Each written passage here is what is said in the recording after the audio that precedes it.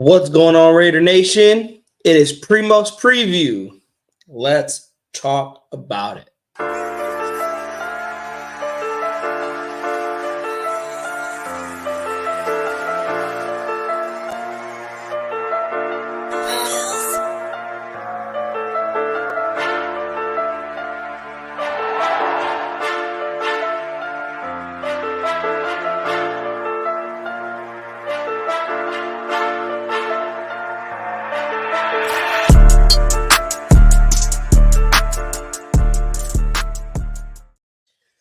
What's going on, Raider Nation? It is your boy Raider Ed back again. I will be joined by Raider Nate pretty soon. I did send him a link. That's actually him right now. Texting me. Let's see if he's gonna be coming in. Hopefully he is gonna be able to make it. But yeah, you guys, we are gonna talk about tomorrow's game, the Chiefs and the Raiders. The injury report has came out, and a lot of people are freaking out because Maxx Crosby is doubtful for that game. And we're also going to give our keys to the game and just really dissect this game going on tomorrow. Salute to Tal Rob. A good win, you guys, Thursday night. That was a dominant win over the Seattle Seahawks. I'm always going to show love to Tal Rob. I hate your team with all the passion in the world. But salute to you, bro, for always pulling up, for always being very, very supportive, man, over here at Raiders Primos. Hey, we like everyone, all NFL fans to come check out Raiders Primos. You don't got to like the Raiders, but if you like talking football and you like talking about your team, if they're on the Raiders schedule, let's talk about it. And like I said, let's just talk some football. But yeah, man, let's get right into it. We're going to talk about this Chiefs and Raiders preview. The Chiefs offense versus the Raiders defense. Shout out to Mitchell Renz. He broke down this game also. And I'm going to be using the graphs that he showed on his show. And Chiefs offense. They are 8th in total yards per game with 365.4 per game. They are 6th in passing yards per game, 15th in rushing yards per game, 14th in points per game, and 28th in turnovers. The Raiders defense, they are 21st in total yards given up. They are 11th in pass yards. They are 27th in rushing, 13th in points per game, and they are tied for 16th with 14 turnovers for the Raiders defense. This is going to essentially be the game, you guys, right here. It's going to be the Chiefs offense versus the Raiders defense. And I'm going to be honest, you guys, Maxx Crosby is not out there. This can really be a long day for our Las Vegas Raiders.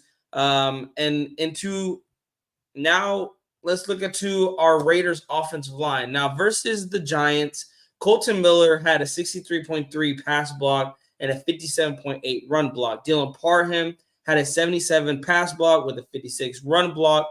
Andre James had 62 pass block with 39 run block. Greg Van Roten had an 84 pass block and a 53 run block. Illuminor had 80 pass block, 81 run block. Let's go into the Jets. 64 and Colton Miller was out in this game, you guys, against the Jets and Miami. So Illuminor got shifted to the left tackle position where he was 60 on pass blocking and run blocking, and Dylan Parham was 74 on pass and run on 38. Andre James, just terrible as a center, 54 on pass and 59 on run. Greg Van Roten was 86 on pass, 66 on run. Darren Munford was 85 on run, 46 on the pass. And then against Miami, June Rain Illuminor basically didn't do much better, 61 and 62 for pass and run. Dylan Parham was 55 on both.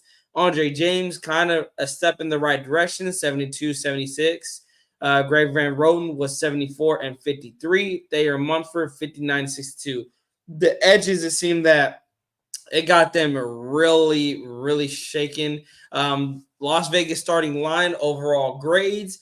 There has been a decrease, a regression in the passing block and pass blocking. As in week 9, they had a 73.8 pass blocking grade, and it has dropped down to 64 going back to last week. With the run block, it has trended into the right direction with 57.7 against in week 9, trending in the right direction, going a little bit up about like 5 percentages, 62.1 on the run blocking grade. And also Antonio Pierce, you guys, I wanted to bring this up because Antonio Pierce hit it right on the button. Josh Jacobs only got 14 carries against the Miami Dolphins on last Sunday. He said that 14 carries is not enough. No way about it. You do not abandon the run game. That is not enough carries for him. Salute to Sean Johnson in the building. And also salute to my primo pulling up. What's up, Nate? You getting some So, breakfast, bro? mm-hmm. You know what I'm saying? Woke up a little late. Oh, bro, I felt Sorry. it, bro. We were like, bro, we was having a ball last night, and I like spending time with family. But yeah, man, hey, but Nate, we got to get back to business though, and we got to talk about this game because this is a big game. With the loss to Miami last week, we said that we had to at least grab one of these next two games against Miami or Kansas City. We were very, very close against Miami. The offense struggled. Aiden O'Connell struggled. The running game struggled. Coaching like everything that had to go bad for the offense went bad for the offense. And then so going into this game, it's basically a must-win game. It's a must-win game. If you're even thinking about playoffs, this is a game that you have to grab. Maybe you can sneak it out, but I want to ask you, man, Maxx Crosby. We got the injury report. He is doubtful for tomorrow's game. He has not practiced all week. What is your thoughts on Maxx Crosby? If he is not out there, what do the Raiders do on defense? If Max doesn't go out there, I mean, you know, salute, to what he has done for the nation, what he's done for the team. In my opinion, any break that he gets, he deserves. But for it to be like a knee problem, you know, yeah, I get it why he would, miss it. But it's a big game, and if we don't have him, man, then it's like it's basically a look out there like who can be who's the other lighter like since if Max is not there, we will be able to see if there's anybody else that has that type of like energy. Yeah, And but the thing is, Max is that light, right? Like, so I feel well, like yeah, it's kind of losing their light now. well, I will agree. somebody gotta Who's going to come. be that light? I mean, do you trust anybody? Maybe Robert Spillane, but here's the thing. Let's look at the injury report. You got Maxx Crosby, who's doubtful, Marcus Epps, who's questionable, Colton Miller, who is questionable, Robert Spillane, questionable, and then Roger Teamer, questionable. Spillane and Crosby, I would believe those are your two leaders on that defense. And you got one that's doubtful and then one that is questionable. And this is a game that you really want your team to be healthy. And I mean, if you got Spillane out there, yeah, you got one of the fire, but not having Crosby, that's going to be a very, very big problem for the Raiders defense going against Mahomes tomorrow. Because where's the pressure going to come from? That's the thing. Oh, it's gonna come from Coots. Coots is gonna have a big game, bro. I think Kuntz gets the attention that he gets on the 1v1 because of Maxx Crosby on the side. I think Malcolm Kuntz has been benefiting playing opposite side of Maxx Crosby. You take Maxx Crosby away, I mean, I don't know, unless Tyree Wilson just comes out and balls out and sacks Mahomes The like thing is, 3 times. Tyree it's very good actually because Tyree and Kuntz are very different types of players. Um, on the D end, one is a big body guy that uses his weight and momentum to just push guys, take as much guys off of the line, and push guys towards the quarterback. The other is swifty and fast and gets away from tries to get away from it, around it, under it, however. So I feel like if those two different types of DEs can actually, you know, have some type of coordination with each other, you could have something good on that D line. I mean, I hear you, and we talked about it with Tyler Wilson. The one thing that he can do is stopping the run, which he's been doing very, very well this season. My worry is that he still can't get up there as a pass rusher because he is relied on power. That is what he is mainly like coming out of Texas Tech. He had great momentum to power switch, and that is really like basically bulldozing guys back into the quarterback. We haven't seen him do that yet in the NFL, and that is a problem. I mean, do you?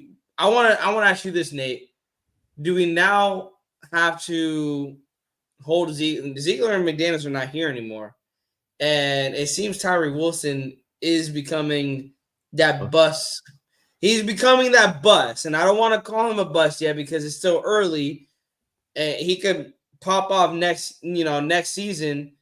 But has he shown you anything that to make you believe like, oh, we have our future defensive end opposite of Maxx Crosby that's going to help Maxx Crosby? Well, I could tell you he hasn't been that number 7 pick. He hasn't.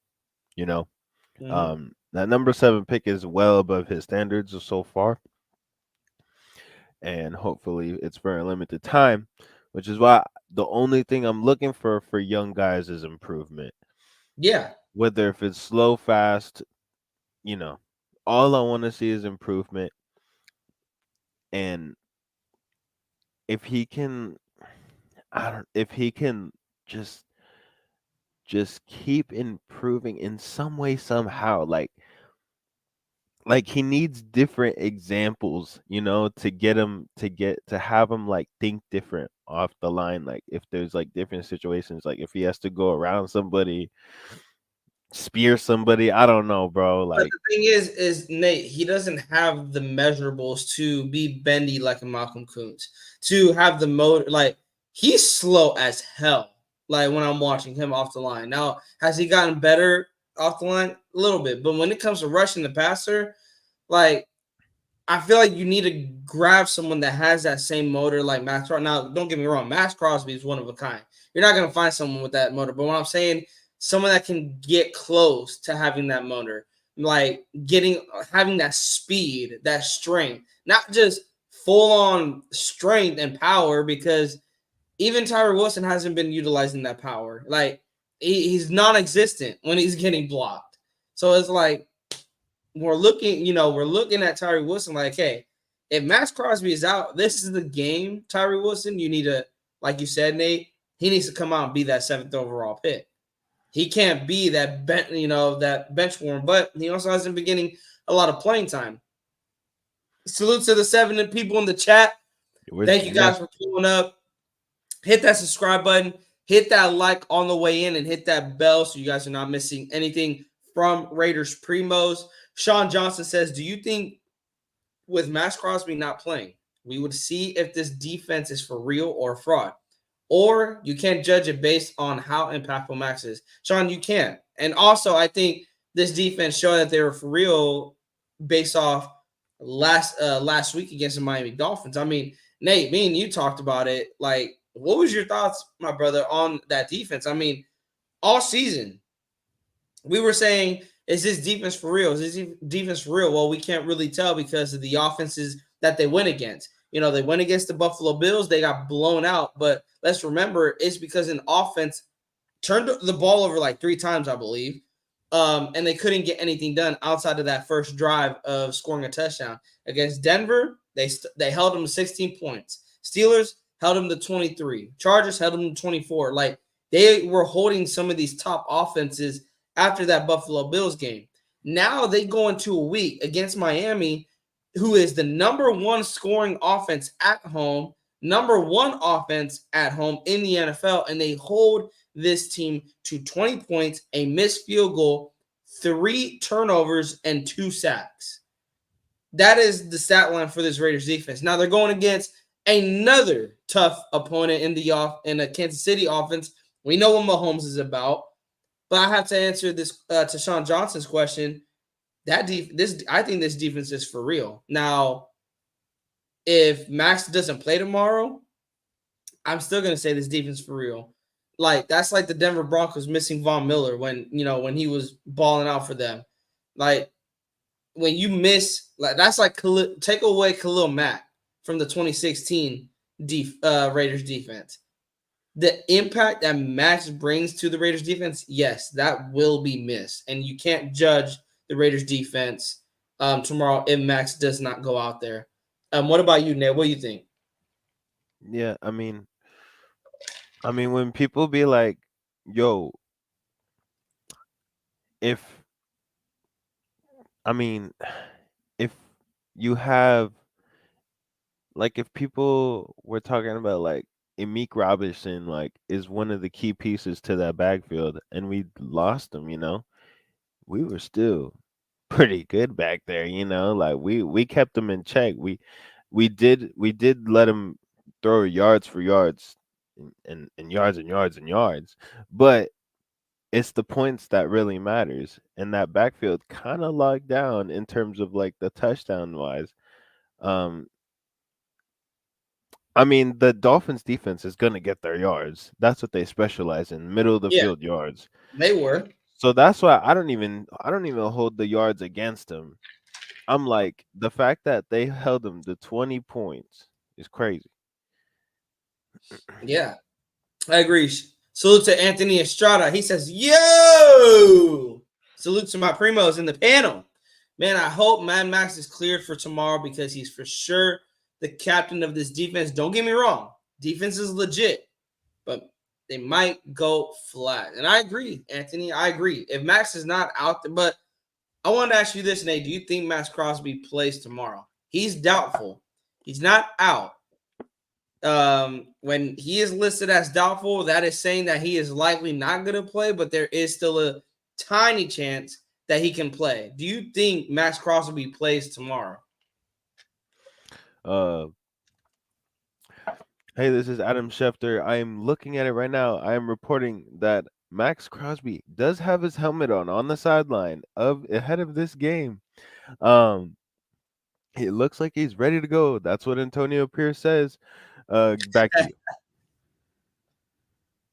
So yeah. I mean, I like that. I like it, but let's be real here. This is a knee. He's dealing with a knee injury.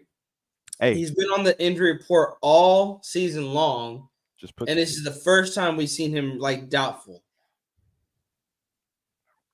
What? We'll have to. We won't know, and that's what's crazy. We won't know until tomorrow. And what's hey, crazy, we won't know till tomorrow, like when the early games are wrapping up, what the inactive list is like. I mean, we might if we see Max Crosby warming up out there, maybe, but it still could be a game time decision. We won't know. So to Sean Johnson, Tyree Wilson might end up being just like Cleveland Farrell, drafted too high, and I think that was the case, Sean. And also, it was there was other guys up there that the Raiders could have drafted that could have made an immediate impact on this defense. Could you imagine having a Jalen Carter and a Max Crosby on this defense? A defense, mind you, that's already balling. They're a top 15 defense. Put Christian Gonzalez, even though I know he's out for the season, but before he went out for the season, he was balling with the Patriots. He was looking like that true shutdown corner for the New England Patriots, and they're going to have him for years to come. There was other guys that the Raiders could have drafted that could have made an immediate impact on this Raiders defense, and Ziegler and McDaniels took the wrong guy. And for me, it's crazy, Nate, because I think about it like, why when a GM and a coach comes to the Raiders, they forget how to draft. right. Like they just, they don't know how to draft. Like, are we cursed or something that we just don't know how to draft? We don't.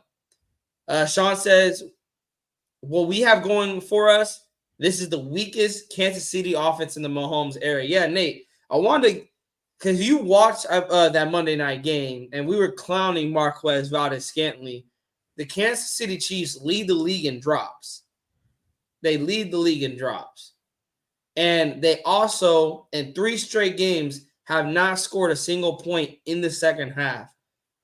if you're Patrick Graham, you see this. You know the Kansas City Chiefs are going to try to come out being aggressive, firing on all cylinders, but you see that the receivers can't catch, they can't catch a sniffle. And this Kansas City offense seems to shut it down in the second half. Where are you taking advantage on that offense? If you're calling the defensive plays, what are you trying to do to that offense to kind of keep this trend going in the right direction of Kansas City not scoring and hoping these receivers, drop some passes? I ain't gonna lie. With Kelsey healthy, he's still gonna get 3 touchdowns. I ain't gonna lie. Kelsey's still gonna get his good. We just gotta put up points. I ain't gonna lie. Like, in my opinion, with the wide receivers though, I feel like we can actually let them just. Hey, Marcus Peters, bro, this is your perfect game because you don't like contact either way. He's Okay, getting just cooked. stay back. Just stay back. Hopefully, one of those receivers, they don't catch it, goes through their hands, and boom, you can catch it for an easy pick. Hopefully, you do it because you've been having the case of the dropsies. Also, Marcus Peters, like he dropped 4 interceptions this season. Like he could have had 4 or 5 or 6 interceptions, and I wouldn't even say anything about him not wanting to tackle if he has 6 interceptions, but he doesn't. Sean John says, I see Maxx dropping hints the past 2 days. Yeah, Maxx has been active on Instagram and on his social media, and he keeps putting it out there onto Kansas City. He seems like he's hyped. He's hot, he's hyped for this game. Why be hyped if you're not gonna play? Is he just mourning on social media? He's like, no, I can't play. I don't think he is because again, Nate, doubtful doesn't mean that you're out. It just means that you're unlikely to play, but there is still that small window that you could play. What if they're just giving Maxx Crosby a rest week? Well, that would just. I ain't gonna lie, I just dozed out. What did you ask? I said, what if they were giving Maxx Crosby a rest a week, but not having him practice? He deserves it. He deserves it. That's all I gotta say. He deserves it. He does. Sean says Antonio Pierce and Champ Kelly would have drafted Jalen Carter, and I would trust AP with Carter. Sean, I agree with that because Antonio Pierce took Jack Jones, and this is a kid that has been having a lot of the off the field issues, and he still took a chance on him. Now, I would like to see Jack Jones play a little more, anyone other than Marcus Peters at this point, because we need some tacklers in the secondary. We need corners that are going to come up and put their nose in between the tackles on run plays, not being afraid to go tackle a wide receiver, not be afraid of contact. Bro, I cannot believe Joey Porter dropped that low in the draft, bro. Dude, even him, again, another guy could have went to get Joey Porter at number 7. He dropped so far. Oh my days! If they were going to go defense, there was many other names that they could have went at instead of Tyree Wilson. Many other names. Yeah. Sean says, I believe you take a D lockdown. Take a lockdown. Travis Kelce, take him out of the game. And I'm going to tell you, I'll say this. Travis Kelce is like Tyreek Hill. You can't take him out of the game. You can hope to, and if you do, man, shout out to your defense. You can only hope to contain Travis Kelce. We did that last week against Tyreek Hill. You can only hope you contain Tyreek Hill. He had about 8 catches for $100, maybe 140 yards, I believe, and a touchdown. I'm not gonna lie. I think our defense did a good job on Tyreek. I mean, outside of that big touchdown, and he was getting a lot of chunk receptions. He didn't really, after that touchdown, he didn't burn them too much. And I mean, what more can you ask for? I'm just like thinking about Mahomes is like it's crazy because he's the only guy in the league where he actually plays better under pressure. That's insane. Send the blitz. Send the blitz. Still, I don't care. Send the It's just blitz like that guy's like packages. such a generational guy. That's insane. But enough with that. But like I said, I think Max Crosby is gonna play. I mean that's the thing. Let's go back to that. Is Max Crosby gonna play? I think he's gonna play. I think they were just giving him a rest week, and Sean hit it right here because I watched this presser too. Antonio Pierce said in his presser, "You got to play chess with Andy Reid." What if this is some mind games? Graf touched on it on his show. What if this is some mind games from Antonio Pierce? I ain't never heard nobody playing chess in Oakland, so hopefully he good at that. Hey, it is Vegas. It's the city of gambling. We taking a gambling here. Shout out to AP. Bro, if Max doesn't play, we are getting shit on because then Tyree Wilson will give Mahomes 50 years to maneuver in the pocket. AP, I agree with you. I said it in Graf's show last night. I said Mahomes will have steak dinners back there. He gonna be Bro, for real. He's still gonna be eating his leftovers. bro, he gonna have his Thanksgiving leftovers still right on the field, and we're gonna give him all the time in the world to pass. Now, to Nate's point, could Malcolm Kuntz be an X factor though in this game? Yes. Now, Nate, give me your reason. Why do you believe Malcolm Kuntz could be an X factor if Max Crosby's not ready to go? You know it's crazy? I actually have something that he does better than Max Crosby. He doesn't overdo it. He actually just goes straight towards the quarterback. He doesn't go around. He doesn't go way inside. He actually just goes straight towards it. Yep. Sorry, the green screen behind me. I hit Uh, that. No, and I hear you. I hear you with that, but he hasn't excelled to be that superstar defensive end that we can be like, okay, I trust him to take over the game when Max Crosby's not in there. Max Crosby would take over the game. If you give the Raiders a lead against Kansas City, I guarantee you Max Crosby would take over the game. The question would be if he's not playing tomorrow, who can be that game changer? And it could be Robert Spillane. He's questionable, and he probably will play. If he does play and Max doesn't, then Robert Spillane is that guy that's going to be the leader of the defense and going to have to be that game changer that we're asking for on that defense tomorrow.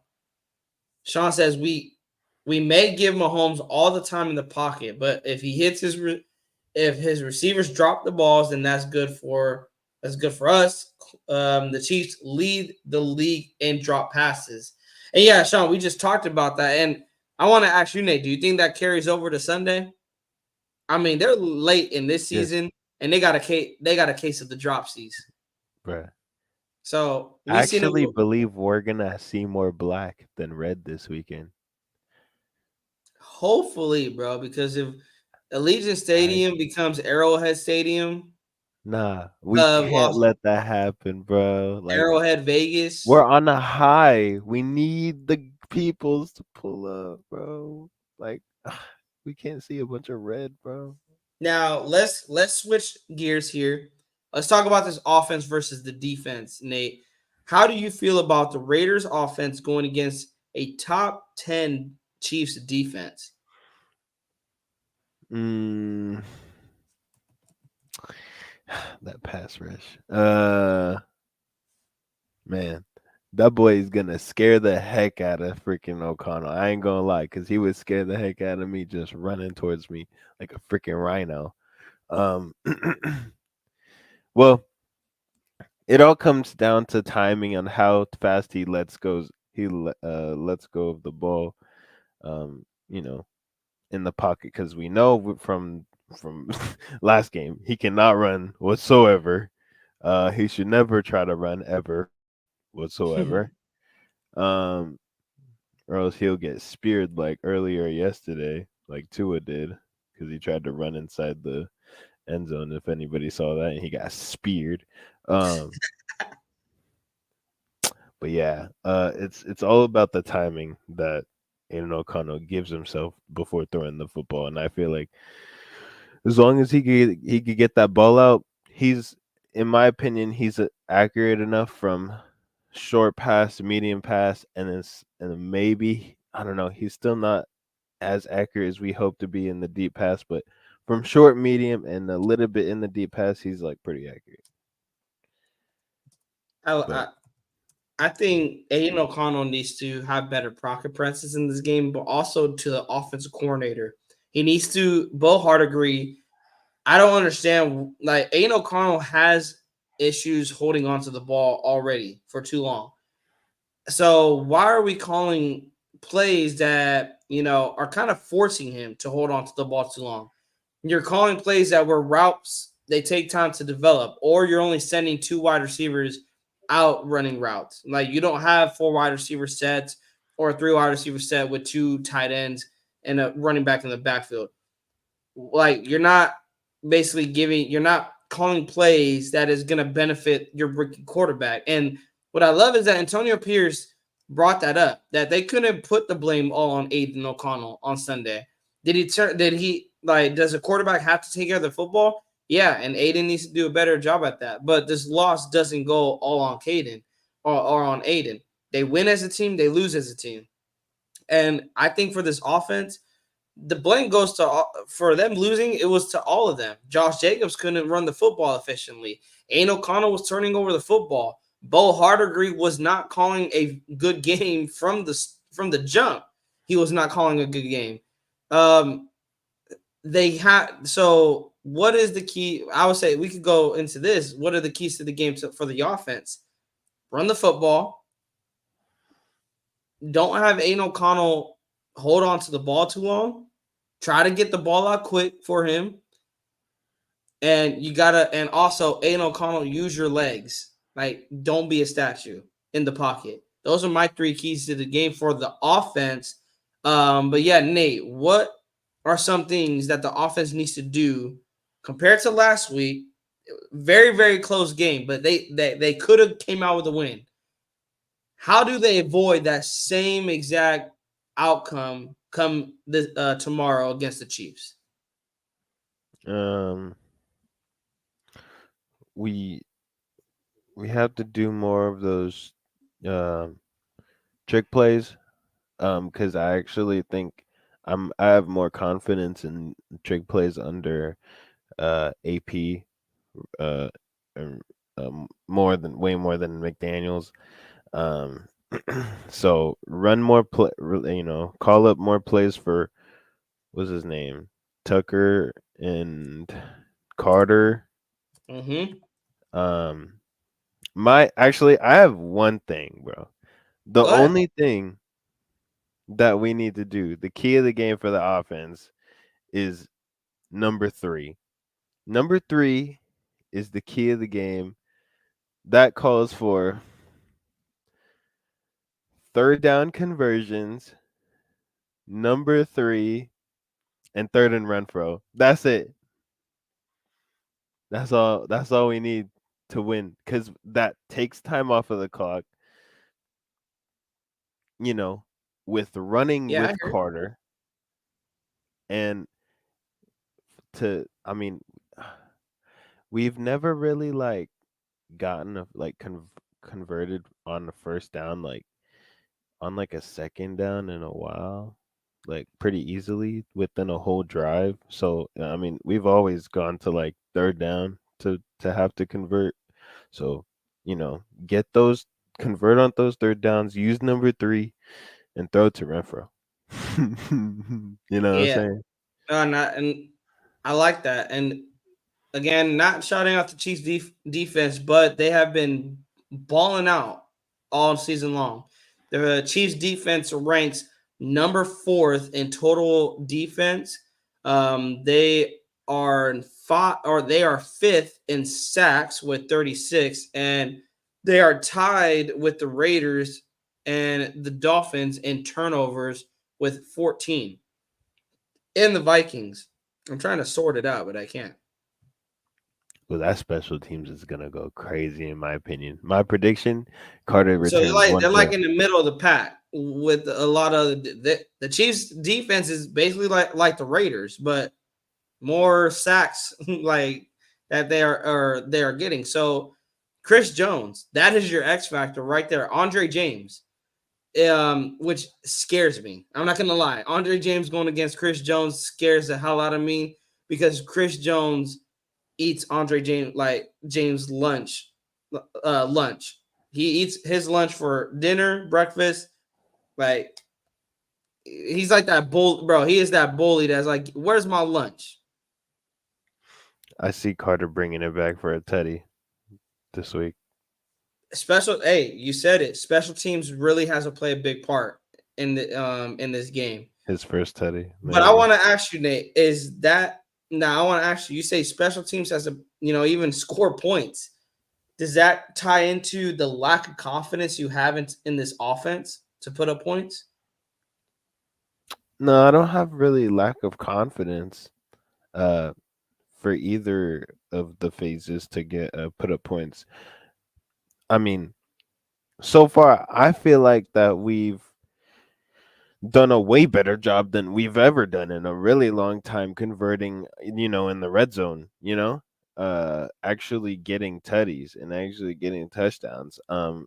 When they get there, that's the thing. When they get to the red zone, And that's what the special team sets up for us. And that's why I really like the I don't really haven't lost any really a bunch of confidence in both of them. I really do have a lot of confidence in both. Special teams is actually one of our greatest, best sides this season. Uh, I mean, defense or special teams? Special teams or defense? and Uh, I hear you, Nate. And also, shout out to AP. He says, I'm mostly scared for Aiden because his pocket presence isn't great, and a guy like Chris Jones will eat him alive. And this is facts, AP. We talked about it. Aiden's pocket presence is horrendous, to say the least. I get it. He's a rookie. I try not to beat him up too much, Nate. But I had a really good conversation with another Raider fan. I wanted to ask this question to you guys.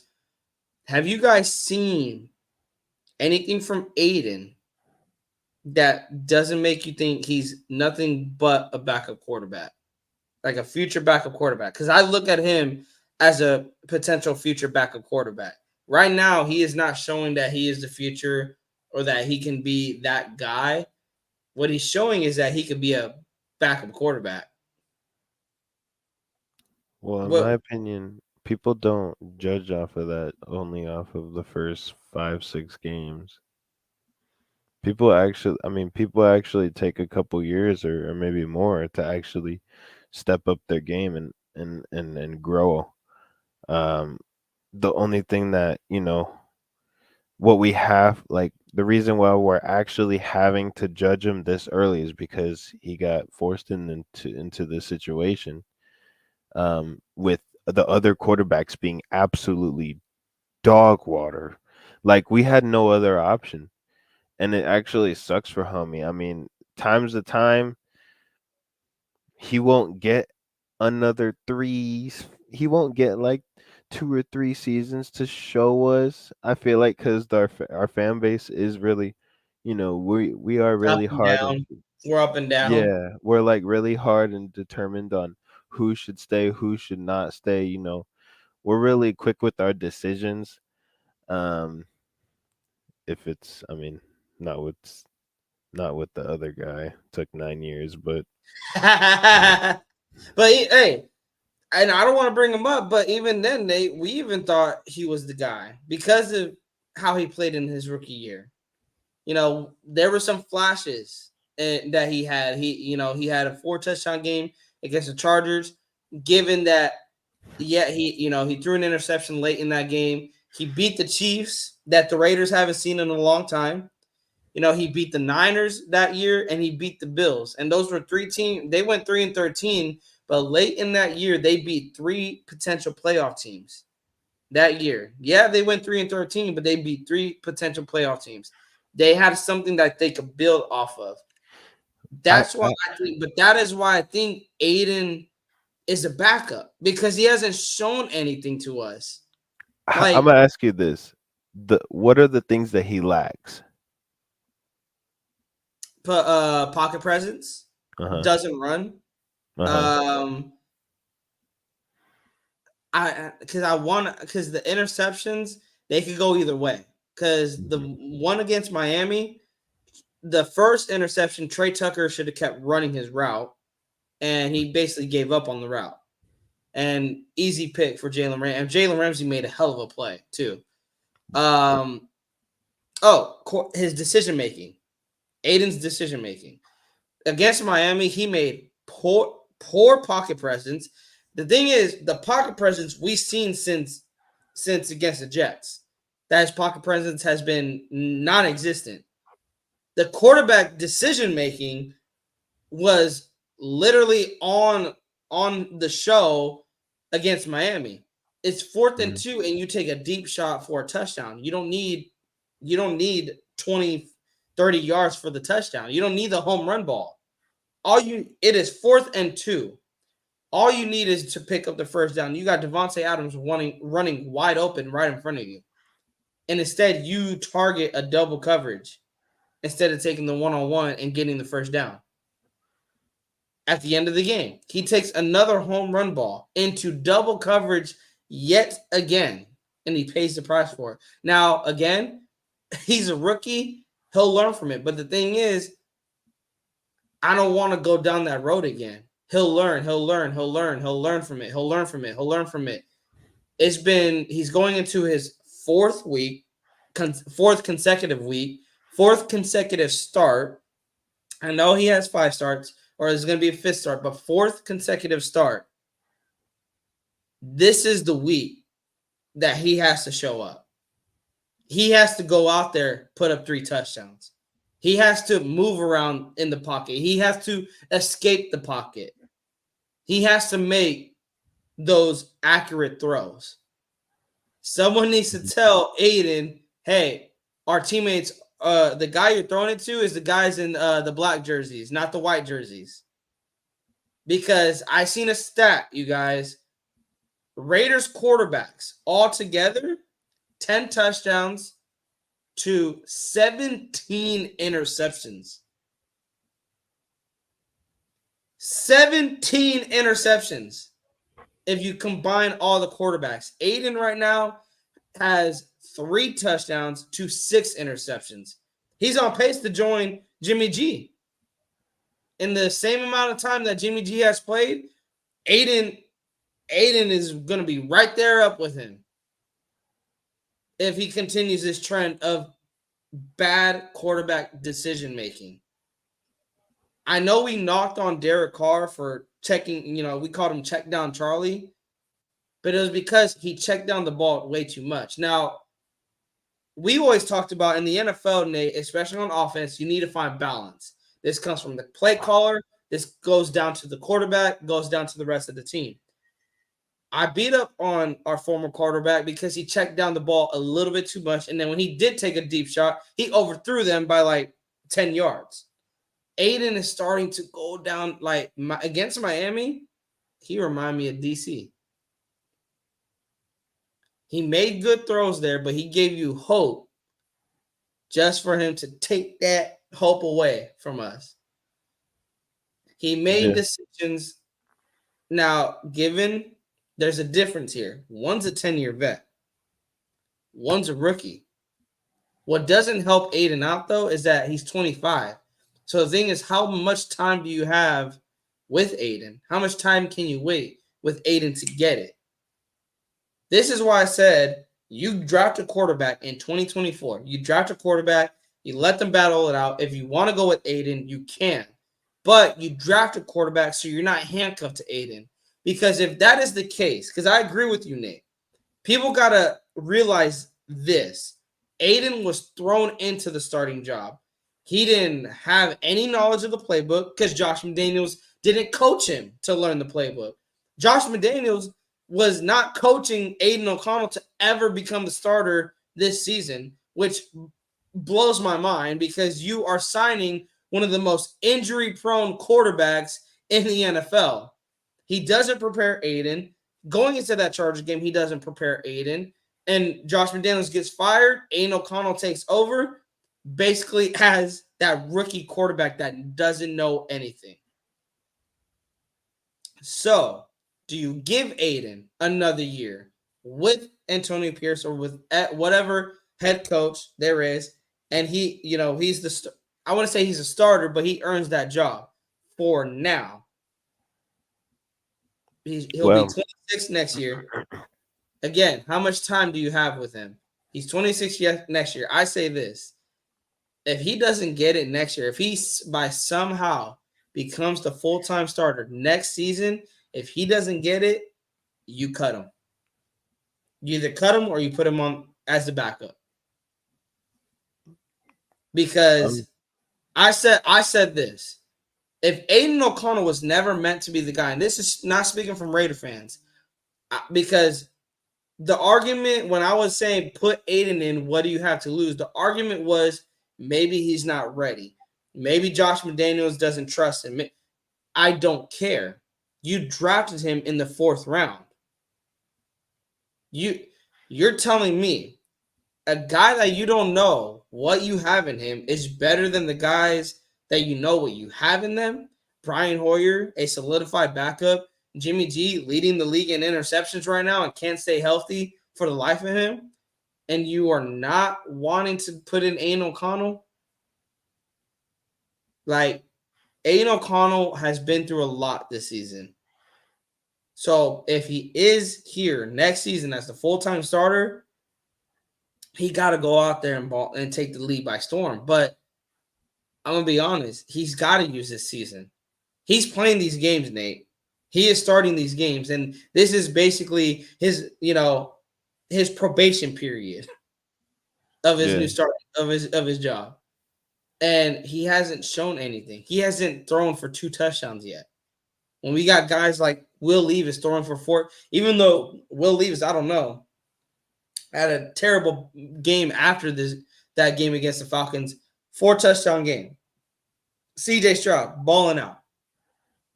Anthony Richardson, before he got hurt, balling out. Now, I know people's like, well, those were first-round picks. Aiden's a 4th-round pick. I get it. But that's the standard, right? That is the new NFL. That is the quarterbacks of today's NFL. Aiden has to compete with that. I said this, and I want to ask the chat. Do you guys have the confidence that Aiden O'Connell versus Patrick Mahomes, do you guys got confidence Aiden O'Connell is going to dethrone Patrick Mahomes? Because that is what we got to look at this in the division. This is why this game is so meaningful. Because the Chiefs are the king of the AFC West. The Chargers drafted Justin Herbert. Why? To compete with Patrick Mahomes. Why did Denver Broncos trade so many picks for Russell Wilson? To compete with Patrick Mahomes. What have the Raiders done to compete with Patrick Mahomes? It's not just about building your defense. It's not just about building your offense. Can that quarterback beat Patrick Mahomes toe-to-toe? What do you think, Nate? That's what I was gonna say. Like, we have to see what he does in these divisional games. He went pretty much toe to toe with Herbert. He should have won. He should have, or it should have been a different type of game. We don't know what would have been an outcome. We just know that game should have been tied late in the 4th quarter. Yeah. And that was in a place where we always used to lose and get blown out with DC. Actually, because that week 1 performance last year was abysmal. And what's crazy is that, and you know what's funny, Nate? People don't want to bring that up because now, when Aiden lost against Miami, now we're hearing, oh, this is why we should have, kept him. We should have kept him. Y'all forget because he had a 3-interception performance, right? Y'all forget that game, Nate, that you just brought up. He threw for 3 interceptions. He had 2 touchdowns and 3 interceptions in a game that was exactly like Sunday's game. The Chargers won that game 24-19. Dang, you remember that score? That's impressive as hell. Derek Carr had 2 touchdowns, 3 interceptions. He threw one in triple coverage.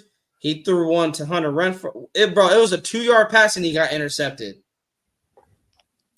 Yeah, and then he threw a duck to Waller, and Waller was wide open, and he threw a duck. So I don't want to hear that we need Church Boy back, because we don't need him. This gives us the opportunity to go find that quarterback that fits in today's NFL and that can go against Mahomes. Shout out to Sean. He says Colton Miller will be a huge difference on this O-line, and hopefully the run game can get going. JJ with the 100+ yards. I want to ask you, Nate. Josh Jacobs had amazing 2 back-to-back games against the Jets and the Giants, and then Miami he came back down to earth. But Antonio Pierce said it best. He said 14 carries is not enough for Josh Jacobs. He needs more. He needs more carries. He needs 20 to 25 carries in a game. No matter how the game is going with the run game, you got to give JJ 20 to 25 carries. Do you agree with that statement? Yeah. We have a rookie QB. He needs his reps. You know what I'm saying? Yeah. He can be more right, Like we need a complimentary a sidekick for our rookie. And I'll bring it up again. I did a reaction to the game. Aiden O'Connell, 41 passing attempts to the Raiders' 16 rushing attempts. Now, Aiden O'Connell had 1 carry. Trey Tucker, they tried to do a jet sweep, -6 yards. Josh Jacobs, 14 carries, 39 yards, 2.8 yards average. 9 yards was his longest rush of the day. My problem with this is that it was 14 carries. Yeah, people can bring up, hey, he was only running for 2.8 yards, basically 3 yards a carry. And he had only 39 yards on the game. Like, the running game was non-existent. But yes, it was non-existent and is going to be non-existent even more if 14 carries keeps happening.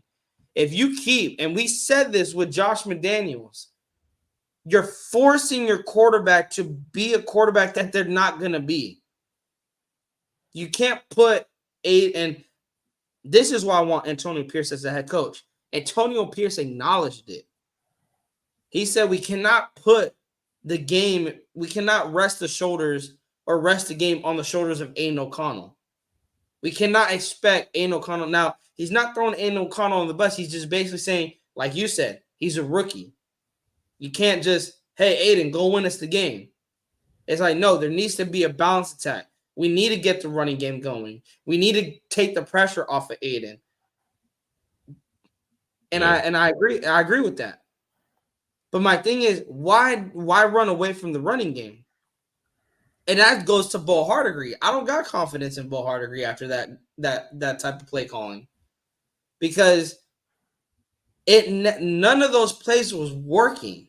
There was nothing working at all. The entire game, there's nothing working. But shout to Sean, because Sean sent me Hondo's video, and it basically stated they couldn't do anything, even if they try to switch it up, because Josh McDaniels didn't prepare Aiden to ever take the starting job. So he never went over the playbook with Aiden.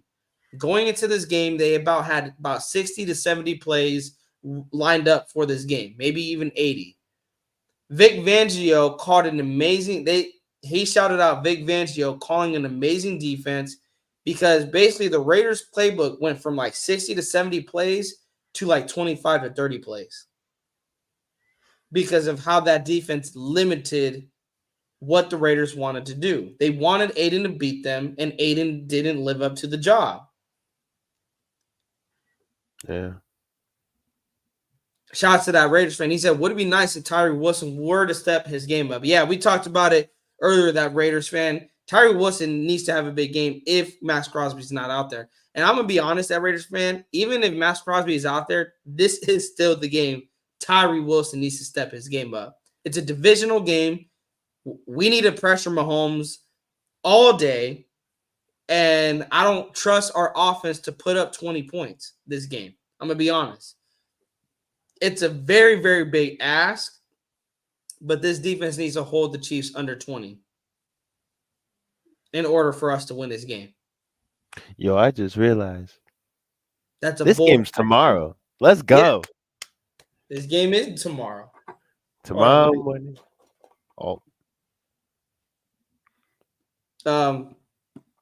Sean Johnson says Aiden would become an elite starter 20 plus years ago when pocket passers was the thing. In modern day, you need a dual pocket / mobile quarterback equals Jaden Daniels. Sean already knows Jaden Daniels is my number one quarterback that I would go after. Nate, how do you feel about this statement? I like Sean's take here, but I want to get your thoughts on it.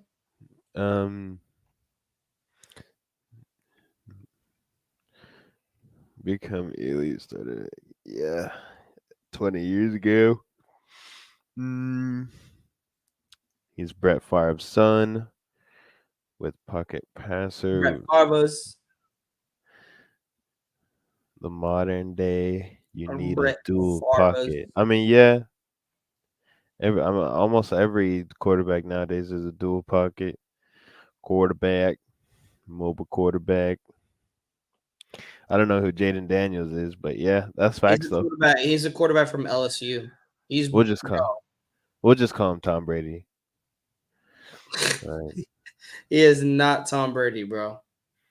You think? Trust me. Imagine if there's like another quarterback in the coming years with the exact same name, Tom Brady. You think? Bro, look. LSU star, I just got the notification. LSU star quarterback caps Heisman campaign with another dual threat masterpiece featuring 4 passing touchdowns and a 42-30 win over Texas A&M. That is Jaden Daniels, quarterback from LSU. I'm about to actually pull up his stats right now, you guys, because I actually want to see how he did. Is he high? He five? He's a sleeper. Not a lot of people are talking about him. I don't know why. I do not know why a lot of people are not talking about. Anyone got AP's number? Jaden Daniels, 16 for 24, 235 yards, 4 touchdowns. He was sacked twice. He also had 11 carries for 120 yards, had a rush of 49 yards, was the longest of the day. Dual threat. So he could Dual run. threat, brother. So he could run. All right. Shoot, 100 and something rushing yards? That's crazy.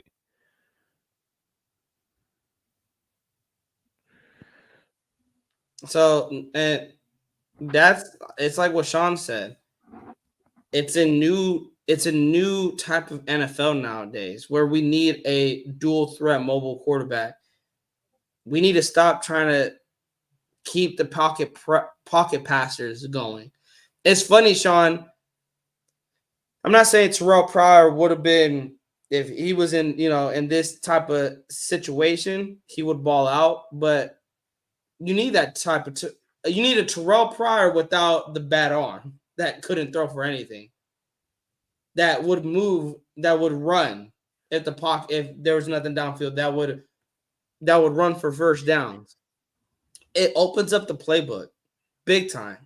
And I'm hoping we can get Jaden Daniels. Sean says, I don't think Aiden's interceptions would stay like this. I know he broke the completion accuracy record at Purdue, so that's coaching in the NFL. He's just the wrong quarterback in the wrong era. And you're right, Sean. You're right. Like, that's the thing. Sean, you're hitting it right on the button. Pocket passers are a thing of the past. Like, it is mobile dual threat quarterbacks that are making it to the playoffs, winning MVPs, being, known as the top 5 passers in the league, top 5 quarterbacks in the league. They can run, they can throw. That is what you need. But let's get into our keys of the game for the defense. Oh wait, go ahead, Nate. What do you count Tua? He's a dual threat. He could run. The thing is, Mike McDaniel calls an amazing offense that works for Tua. Tua's offense is quick pass, like nothing but quick pass. If he does take if he takes a deep shot, it's again a quick pass. What I mean is get the ball out of Tua's hands quickly. Do They not use let a him. lot of jet sweeps too. And notice when he does hold the ball, when the timing is off, he gets sacked or he gets pressured. But he also runs. If the lane is open, he runs. He takes off and he runs. So he's a dual threat. Lamar Jackson, Patrick Mahomes, Justin Herbert, Josh Allen, Joe Burrow, Tua, Jalen Hurts. That's just 7. Who else am I forgetting? Russell Wilson. Anybody? Brock Purdy, because Purdy will still run if he needs to. Justin Fields, Lawrence. Justin Fields, Trevor Lawrence. What do all those quarterbacks have in common, Nate? They got money. That they got money, but they're dual threats. They're dual threats. That is today's NFL. They are dual threat quarterbacks, and you have to go and get your guy, Jaden Daniels. Jaden, with the first name being Jaden, he's an auto draft. Bro, auto draft, bro. You got to draft. And a lot of people like, yo, Raider Ed, why Jaden Daniels? Why not Caleb Williams? Why not Drake May? Because I'm being realistic here. Jaden Daniels may fall to the 2nd or 3rd round, and he might go into the 1st too. Why does his last name need to be Daniels though? Daniels back to pass. Adams touchdown. Gotta get better get used to that. It just reminds me of stupid freaking McDaniels. Oh, Josh McDaniels. Like, bro, we got another Daniels that's gonna ruin our offense, but I like Jaden Daniels from LSU. And I'm being realistically, we won't be able to draft Caleb Williams. We won't be able to draft. We might be able to draft Drake May because he might be falling because he is not having a good season. Michael Penix is probably going to be gone in the early first, top 5 picks. You can get Drake May possibly in the 1st round, but me personally, I wouldn't want to go get a quarterback in the 1st round. I want to kind of do it like what we did with Khalil Mack and Derek Carr. You get a solidified defensive player that's going to make an immediate impact on that defense in the 1st round, and then 2nd round you go get your quarterback. Or would you do it the other way around, Nate? Would you get your quarterback first, or get it and then get a defensive player, or would you get a defensive player and then a quarterback? Well, I'm not sure because I don't know the drafting people yet. We got yeah. I mean, you don't know about it yet. I don't know any defense. Hey, Nate saves it for the offseason, you guys. Let's be honest. Nate saves it for the offseason. Yeah. I know quarterback. I know I got to do my homework on some defensive players. Because so far I know the quarterbacks because that's what I've been eyeing. But yeah, I got to start doing my homework on some defensive players for the draft.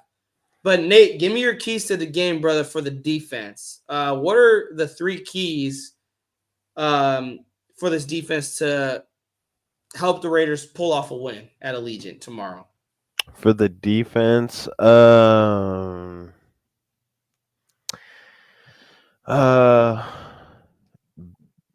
going to say, number 1, try to bait Mahomes to throw long.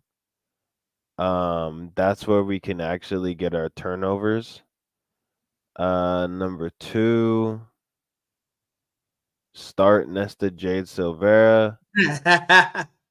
Number 3, we got to get some pressure coming from somewhere, but go ahead. Number 3, we need our 12th man on defense as well. That's it. People show up at Allegiant. We need our 12th man shouting defense. Yeah, and also this is also why I would like Jaden Daniels. If Antonio Pierce is the head coach next season, this writing is on the wall that Jaden Daniels will likely be a Raider. Jaden Daniels was coached by Antonio Pierce in Arizona State before transfer. Yo, how much did that boy coach in 2022? That boy coached everybody in this. Bro, he really did. But anyways, y'all, we're gonna get out of here. The game is tomorrow. We will be, you know what? And I know I keep saying this, but Nate, we really do got to be live. After the game, give our reaction because Mondays don't work for me. I try to squeeze them in on Mondays, and they do not work for me. So after the game, We will recap the Chiefs and Raiders game tomorrow. So tune in for that. And let's hopefully, hey, I'm not even gonna say hopefully we win. Let's just go out there and play some Raider football. Let's go kick some Chiefs, open a can of whoop ass on I'm the here. Chiefs and my homie tomorrow at Allegiant Stadium. And with that, Raiders!